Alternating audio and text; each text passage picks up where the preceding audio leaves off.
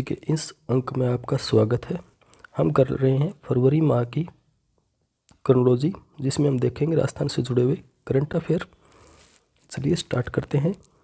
श्रीमती उषा शर्मा राज्य की नई मुख्य सचिव, इन्हें नियुक्त किया गया है। दूसरी महिला मुख्य सचिव है ये राजस्थान की।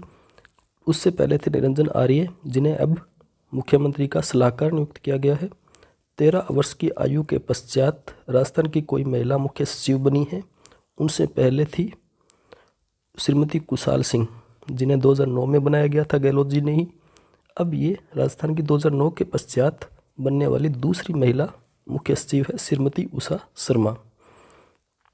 फिर देखिए ई दाखिल पोर्टल। राजस्थान राज्य उपभोक्ता विवाद प्रतितोष आयोग ने 28 जनवरी 2022 को इस पोर्टल की शुरुआत की है। इसके माध्यम से उपभोक्ता ऑनलाइन शिकायत दर्ज करा सकेंगे।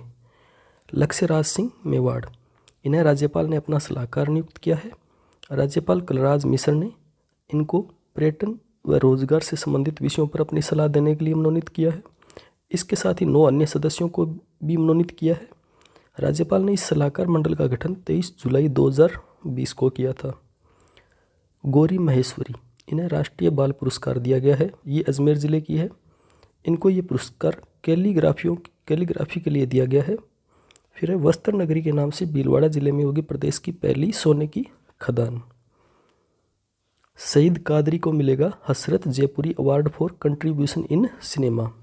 जोधपुर जिले में जन्मे सईद कादरी को यह पुरस्कार Rajasthan international film festival club की ओर से राजस्थान दिवस पर दिया जाएगा। ये रीफ का 8वां संस्करण होगा। रीफ मतलब राजस्थान की जो इंटरनेशनल फिल्म फेस्टिवल क्लब है, जो Rajasthan international film festival club है, इसकी ओर से दिया जाता है। ये पुरस्कार हसरत जयपुरी की स्मृति में दिया जाता है, जो मशहूर गीतकार थे। फिर दौसा में बनेगा एमएसएमई टेक्नोलॉजी पार्क। केंद्र सरकार की तरफ से दौसा में 1000 करोड़ की लागत से बनने वाला एमएसएमई टेक्नोलॉजी पार्क होगा, जिसमें कई युवाओं को रोजगार मिलेगा। फिर है राज्य की 6872 करोड़ की पेयजल आपूर्ति परियोजनाओं को जल जीवन मिशन के तहत मंजूरी मिली है। जल जीवन मिशन का शुभारंभ 15 अगस्त 2019 को हुआ था।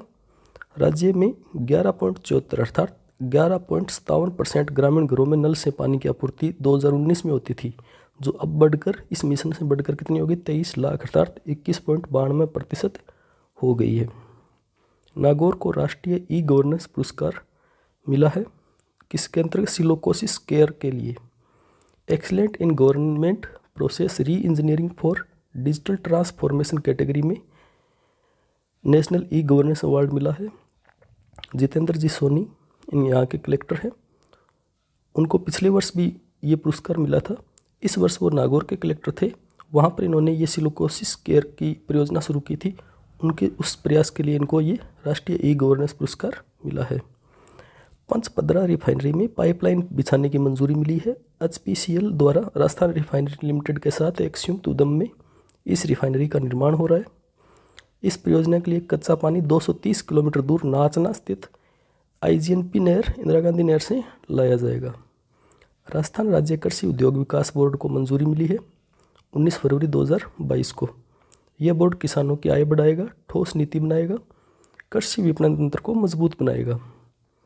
लिग्नाइट आधारित ताप विद्युत संयंत्र बीकानेर जिले के गुड्डा पश्चिम में, ठीक है, गुड्डा पश्चिम में लिग्नाइट के खनन व इसके आसपास के क्षेत्र में लिग्नाइट आधारित ताप विद्युत संयंत्र लगाने की संभावना के मद्देनजर सरकार ने रोड मैप बनाने का निर्देश दिया है। फिर है मुकुल चौधरी को ग्लोबल इंस्पिरेशनल वुमेन अवार्ड दिया गया है। पंकज चौधरी की ये पत्नी है, आईपीएस है पंकज चौधरी, इनकी पत्नी है। इनको ग्लोबल इंस्पिरेशनल वुमेन अवार्ड मिला है। शिव सिंह राठौड़ आरपीएससी के कार्यवाहक अध्यक्ष है, जो अब रिटायर हो चुके हैं। फिर महाराव ब्रज सिंह कोटा महाराव भीम सिंह सेकंड के पुत्र ब्रजराज सिंह का निधन हो गया, जो 3 बार झालावाड़ लोकसभा सांसद भी रहे थे। सप्त शक्ति कमान द्वारा 74वां सेना दिवस जयपुर में मनाया गया। जयपुर स्थित मौसम केंद्र को मौसम के सटीक पूर्वानुमानों के लिए भारत के सर्वश्रेष्ठ मौसम केंद्र का पुरस्कार दिया गया है। फिर जमुआ रामगढ़, जयपुर जिले के जमुआ रामगढ़ में नरेगा कार्यों के अंतर्गत एक खुदाई में 750 वर्ष पुराने चांदी के 82 सिक्के मिले हैं। ये सिक्के 54 वर्ष के जेतर सिंह के काल के हैं। ऑपरेशन सरदुआ, सीमा सुरक्षा बल द्वारा राजस्थान की पश्चिमी अंतर्राष्ट्रीय सीमा पर ऑपरेशन सरदवा नामक नियमित वार्षिक अभ्यास 23 से 28 जनवरी 2022 को आयोजित किया गया। ये पुरस्कार हाल ही में RSMB बोर्ड द्वारा एक एग्जाम में पूछा भी गया था। फिर है ज्ञानदूत 2.0। विद्यार्थियों की शैक्षिक सहायता व मार्गदर्शन व परीक्षाओं की तैयारी हेतु उच्च शिक्षा मंत्री राजेंद्र सिंह यादव द्वारा 12 जनवरी 2022 को ज्ञानदूत के द्वितीय संस्करण का शुभारंभ किया गया। ज्ञानदूत का ये सेकंड संस्करण है जिसका शुभारंभ किया गया राजेंद्र सिंह यादव द्वारा। फिर राजस्थान राज्य स्तरीय पशुपालक समारोह आयोजित किया गया जिसमें 405 प्रगतिशील पशुपालकों को सम्मानित किया गया 12 जनवरी 2022 को।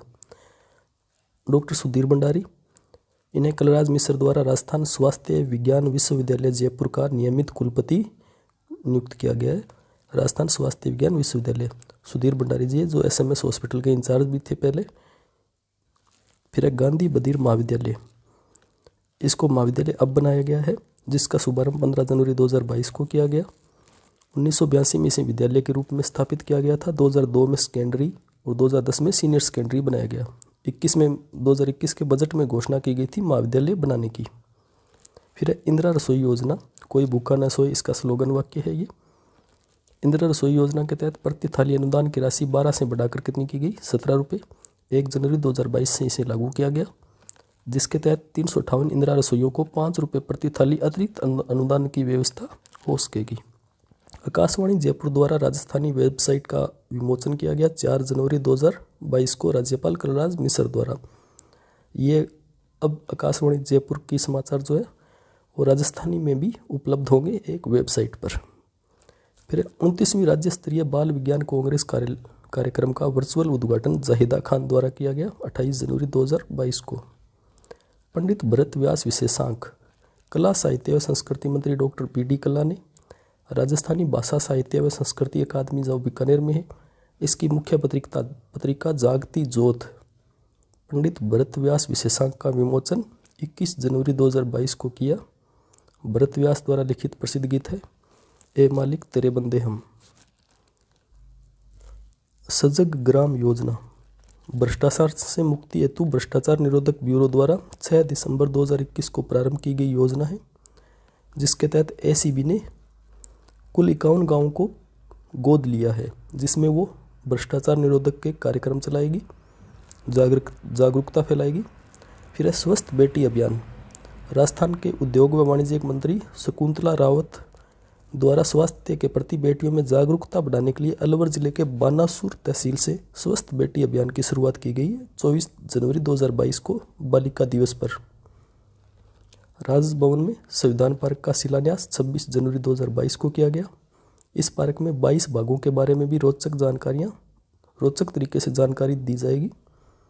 संविधान पार्क जयनारायण व्यास विश्वविद्यालय द्वारा 18वें दीक्षांत समारोह में लता मंगेशकर को संगीत व गायन के क्षेत्र में D.Litt की उपाधि और वैज्ञानिक डॉक्टर M.S. स्वामीनाथन को कृषि अनुसंधान के क्षेत्र में DSc की मानद उपाधि से सम्मानित किया गया है। तो ये थे राजस्थान से जुड़े हुए फरवरी माह के करंट अफेयर। इस चैनल को ज़्यादा से ज़्यादा सब्सक्राइब करें क्योंकि देखने वाले जो होते हैं लगभग इसमें कम ही मात्रा में चैनल को सब्सक्राइब कर रखा है। तो अगर आपको ये कंटेंट पसंद आए तो कमेंट बॉक्स में बताइए, कोई कमी हो तो वो भी बताइए और सब्सक्राइब ज़रूर कीजिए। धन्यवाद।